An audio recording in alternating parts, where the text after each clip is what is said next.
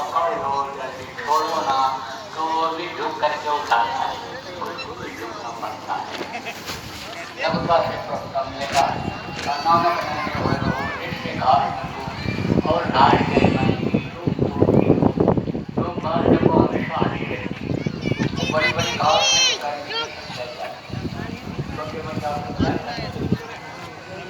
करते, बुढ़ापा बड़ा कठिन होता है, बुढ़ापे में तो समझो समय पास करना रहता है, इसलिए जो लोग जवान हो जाता तो उस समय पर देखता था तो लगता था महात्मा गिरी बहुत अच्छी चीज है। अब पता चल रहा है महात्मा गिरी क्या चीज होती है, अब पता चल रहा है नाम दान देने में कितनी मेहनत पड़ती है, कितना झेलना पड़ता है, पता चल रहा है। तो आप प्रेमियों ये मत सोचो बच्चों कि हम बुढ़े नहीं होंगे, आपको भी बुढ़ा होना पड़ेगा। बहू ये मत सोचो कि हम बहू ही रहेंगी, आपको भी सास बनना पड़ेगा। तो आप ये समझो प्रेमियों कि बुढ़ापा कठिन होता है। बैठा रहता था बुढ़ा, तो लड़के लोग जाते थे, जब खाली बैठते थे, चलो चलो बाबा बहुत किस्सा कहानी सुनाते हैं, बाबा बढ़िया बढ़िया बात बताते हैं, अच्छी लगी बातें, लड़के जाने लगे। तो एक दिन सुस्त बैठा था, तो नरम सी लगे, तो कहा कि बताओ बाबा कुछ बताओ, नहीं बोला। फिर अरे बाबा कुछ बताओ, कुछ नहीं बोला। कहे ये डर गए इसलिए नहीं बोल रहे। सब बुढ़ा बोला हम किसी को नहीं डरते हैं। अरे डरते कैसे नहीं हो, डर गए हो आज। ओ भैया साहब, बहू साहब, गाँव साहब, तो अब बंदूक है गाँव में, मार देंगे गोली तो, इसलिए उनसे डर गए हो। तो बोला हम किसी से नहीं डरते हैं, हम आदमी से नहीं डरते हैं, हम तो डरते हैं भगवान से, हम तो डरते हैं अपराध से, हम तो अधर्म से डरते हैं, उससे दूर रहते हैं, हम उससे डरते हैं, हम किसी नहीं डरते हैं। तो कहा कि नहीं डरते बाबा, उनके पास बंदूक है इसलिए डरते। तो कहा कि उनके पास 2 नली की है, हमारे पास 10 नली की है। कहा 10 नली की बंदूक न सुना न देखा, ये कैसी होती है? होती है, रखता हूँ मैं, हमेशा रखता हूँ, साथ रखता हूँ।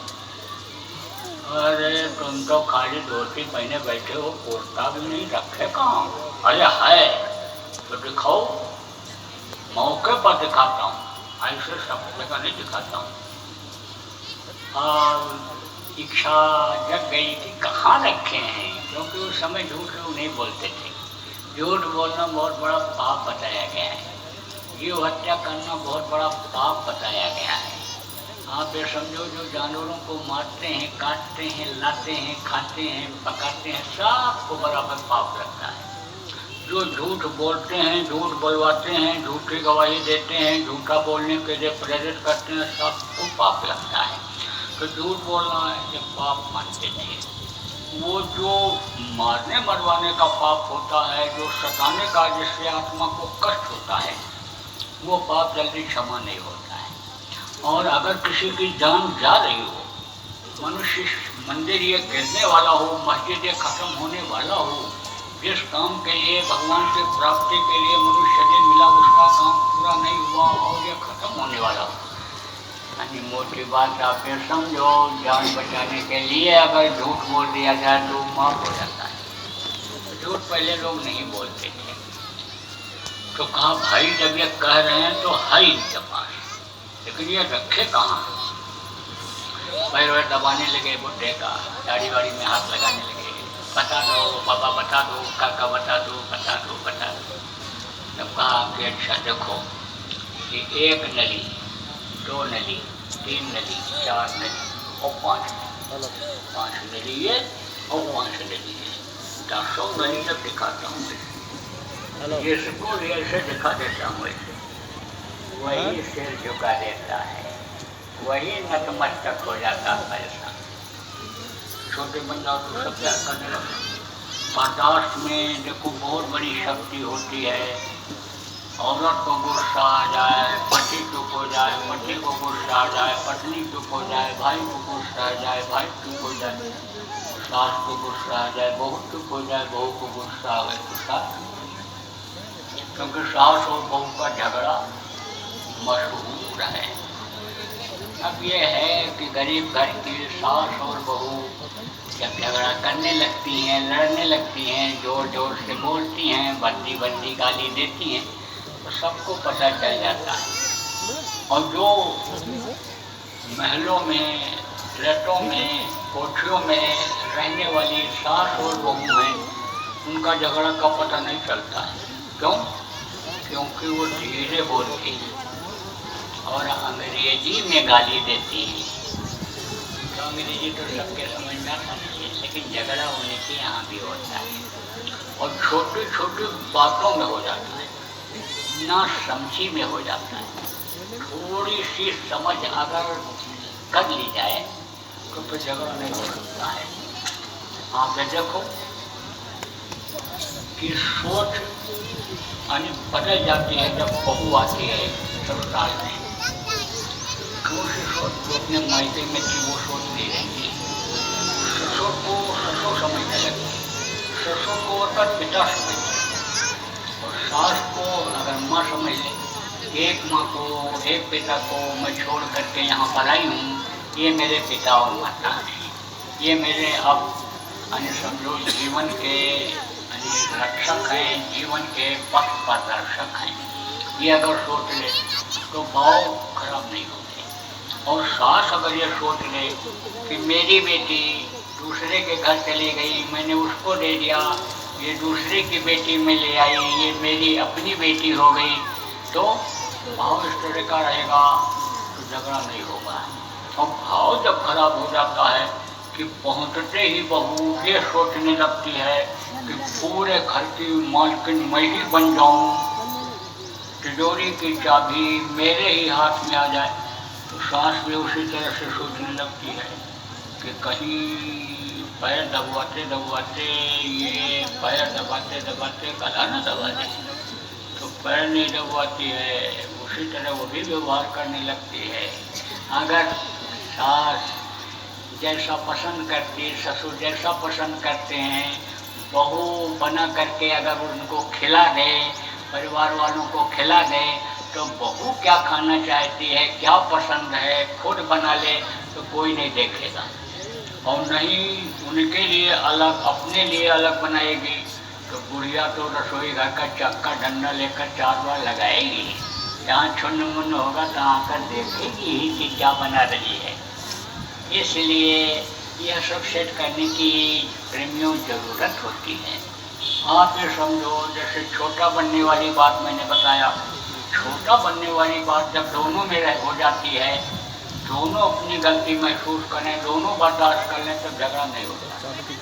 एक सास और बहू रहती थी, उनमें झगड़ा नहीं होता था, बाकी गांव में खूब होता था। तो नारद का नाम आप लोगों ने सुना होगा। नारद का काम क्या था? झगड़ा लगाने का। अब भी लोग कहते हैं बहुत से लोगों को ये नारद है, नारद। संगत में भी नारद का काम बहुत से लोग कर जाते हैं, लड़ा बेड़ा देते हैं, पति पत्नी लड़ा देते हैं, भाई भाई को लड़ा देते हैं। यानी ऐसा जानकारी वो करके रखते हैं कि किस पॉइंट पर कौन दब जाएगा और उसका नष्ट कर देते हैं और दोनों को अपने कंट्रोल में रखते हैं। ऐसे लोगों से प्रेमियों होशियार रहना चाहिए। जो लड़ाके बनाने वाले हैं, जो दूसरों की निंदा करने वाले हैं, समझ लो आपकी भी निंदा वो दूसरे से करेंगे, दूसरे की कमी भी बताते रहते हैं, समझ लो आपकी भी कमी वो दूसरों को बताएंगे। आप ये समझ लो कि उनका स्वभाव बन जाता है उसी तरह। ऐसे नारद का भी स्वभाव बन गया था। जब नारद जा रहे थे गाँव में तो लड़कों ने कहा कि प्रभु प्रभु मेरे को पैर छुए और बोले प्रभु आपकी बड़ी महिमा है, हमारा नाम है, प्रभु आप झगड़ा करा देते हो। तो हमारे गांव में समझो कि एक सेठ जी रहते हैं, सेठानी जी रहती हैं, तो उनमें कभी झगड़ा नहीं हुआ। उनमें आप झगड़ा करा तो करा नहीं हो जाएगा झगड़ा, देख लेना। अब पहुँचे सेठानी के पास गाँव में, बैठे, खुश हो गए। सेठानी पानी पत्ता पिलाया। बोले सेठानी वो बहुत मेहनत करती है, दिन रात लगी रहती है काम में, खूब सेवा करती है, परिवारों जानवरों की सबकी खूब देख रेख करती है। तेरा शेर तो बिल्कुल बेकार आदमी है। कहे अरे नहीं, हमारे पति हैं, परमेश्वर हैं, हमारे तो वही सब कुछ हैं, बहुत मेहनत करते। क्या मेहनत करते हैं? उनको तो बस हाय फैलेगा, हाय फैलेगा, हाय फैलेगा, बस दिन रात वही हरोड़ते रहते हैं। तुम लोगों का कोई ध्यान रखते हैं? अरे नहीं नहीं प्रभु, आप ऐसी बात क्यों करते हो? बहुत ध्यान रखते हैं। क्या ध्यान रखते हैं? अरे आए और खाए चले गए, क्या ध्यान रखते हैं? कहे नहीं प्रभु, आप ऐसा न कहो प्रभु, बहुत मानते हैं हमको, बहुत, हम तो हमारे पूज्य हैं, आप ऐसी बात न करो। तो नारद जब हारने लगे कि इसके सामने नहीं चलेगा, बोले है तो सब कुछ ठीक है, मानते जानते तो हैं, लेकिन है तो पिछले जन्म का नमक का व्यापारी ही, दिल दिमाग और बदन उसका पूरा नमकीन है। और न अगर विश्वास पड़े तो आज रात को जब खा करके सोने लगे तो चाट करके देख लेना, बदन चाट के देख लेना, नमकीन बदन मिलेगा तुझको, शरीर को चाट के देख लेना। अब इतना काकर निकल गए। अब वो बोली सोची भाई कुछ काकर गए हैं तो क्या दिक्कत है, जब सो जाएंगे तो देख लेंगे चाट करके कि नमकीन लगता है कि मीठा लगता है, कैसा लगता है। सेठ के पास पहुंचे, वहाँ गद्दी पास, बोले वाह सेठ क्या जलवा है आपका, पूरे मंडी में पूरे बाजार में आपका नाम है, क्या मेहनत आपने की, क्या कहाँ से आप कैसा बनाया सब पूरा, आप देखो इतने अच्छे, इतने भले, इतने धार्मिक और इतने प्रसिद्धि वाले, और आपकी औरत बिल्कुल बेकार है, क्यों गौरी की?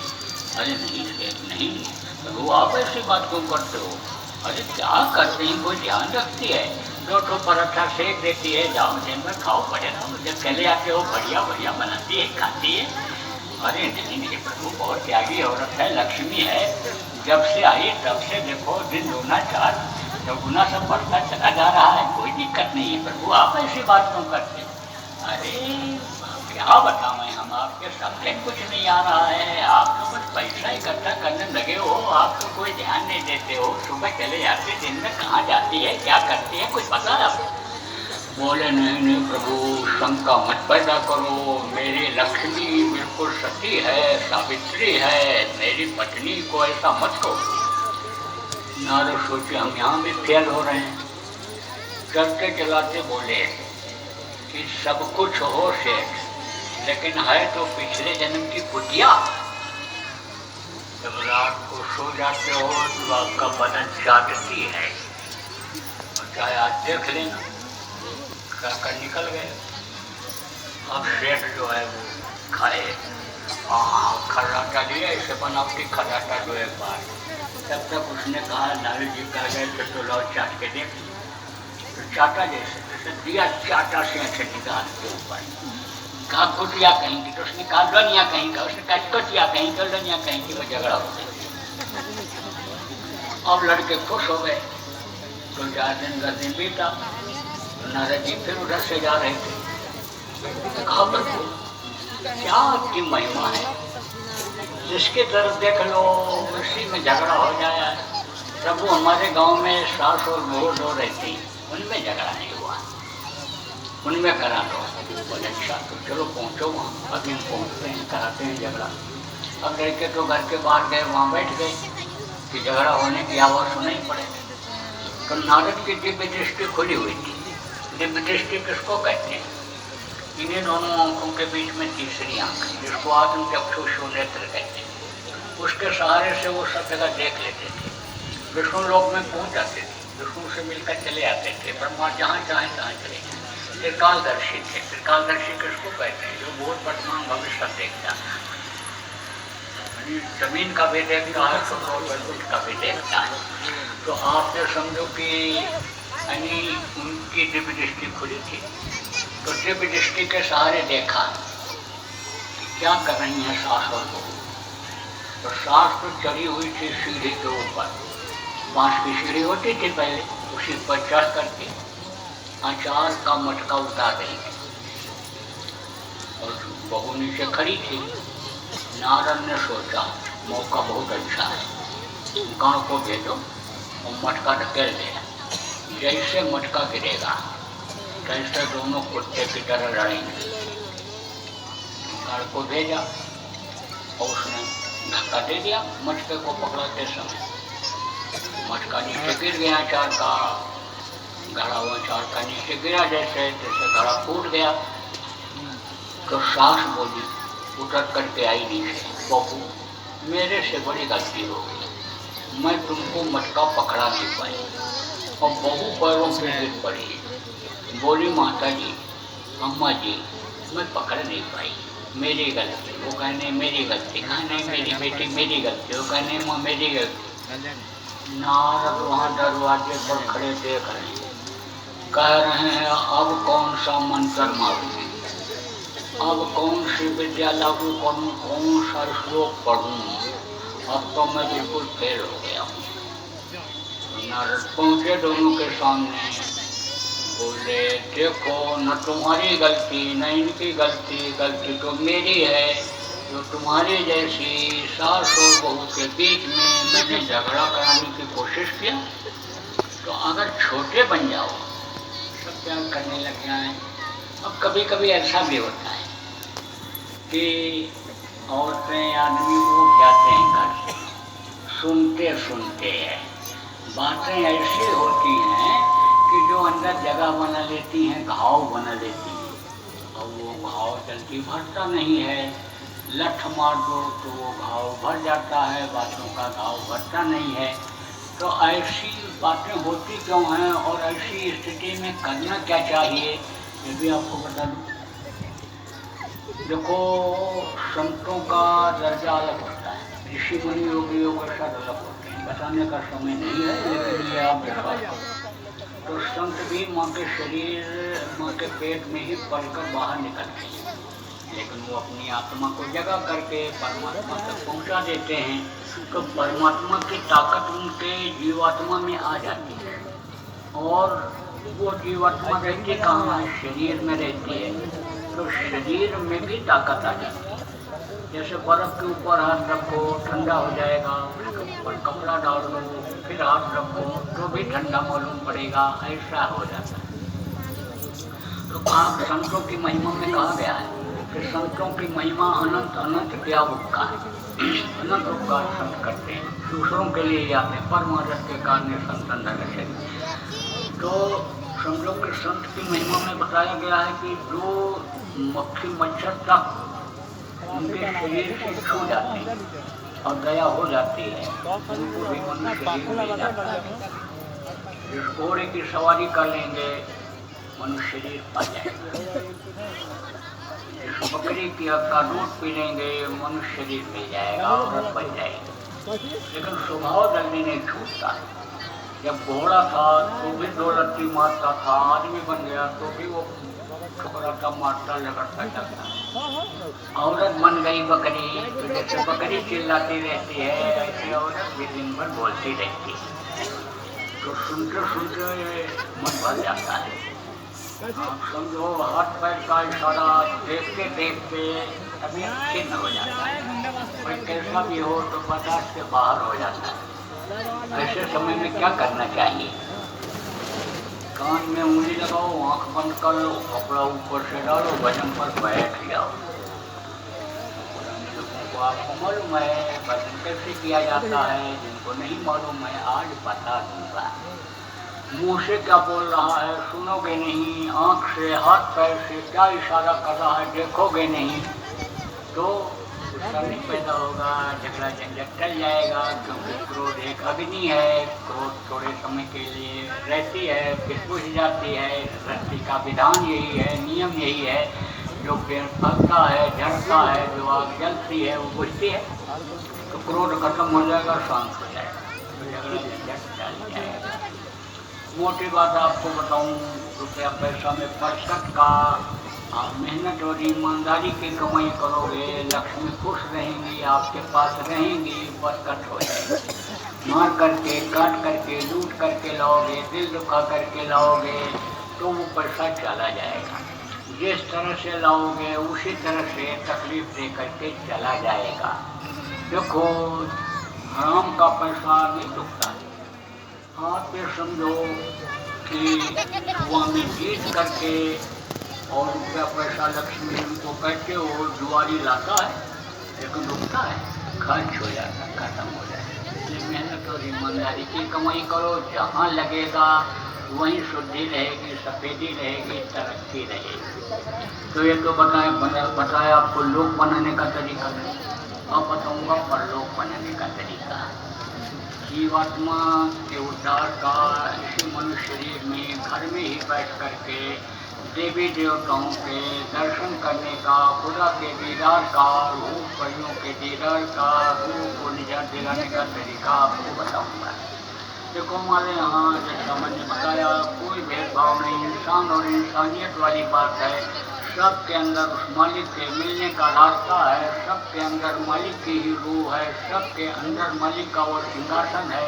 उतरा आपका गंदा हो गया तो उसका दीदार आपको नहीं हो पाता है। इसीलिए फकीर ने कहा कि दिल का उजरा साफ कर, दामन के आने के लिए, ख्याल गारों का हटा उसको बिछाने के लिए। इसीलिए कहा, यहाँ उसने ये कहा एक दिल लाखों तमन्ना, उस पर फिर इतनी हवेश, फिर ठिकाना है कहाँ उसको बिठाने के लिए। यहाँ उसने कहा कि उजरे को साफ करोगे, अभी तो तुमने सब गंदगी से उसको जमा दिया, जगह नहीं रह गई बचने की। क्योंकि जितने भी लोग आए सब लोगों ने यही कहा, चाहे संत हों, चाहे पूरे फकीर हों, चाहे पूरे महात्मा संत हों, पूरे गुरु हों, किसी मनुष्य शरीर में वो मिलता है। इधर उधर भटकने पर नहीं मिलने वाला नहीं मिलता है। अल्लाह अल्लाह का मजा मुर्शिद के मैखाने में है, दोनों आलम की हकीकत एक पैमाने में है। ना खुदा मंदिर में देखा, ना खुदा मस्जिद में है। और शेख जिंदों से पूछो देखा इसी में मिलता है। जो तेल माही तेल है, जो चकमक, कितने उदाहरण दें आपको, भरे पड़े। मोटी बात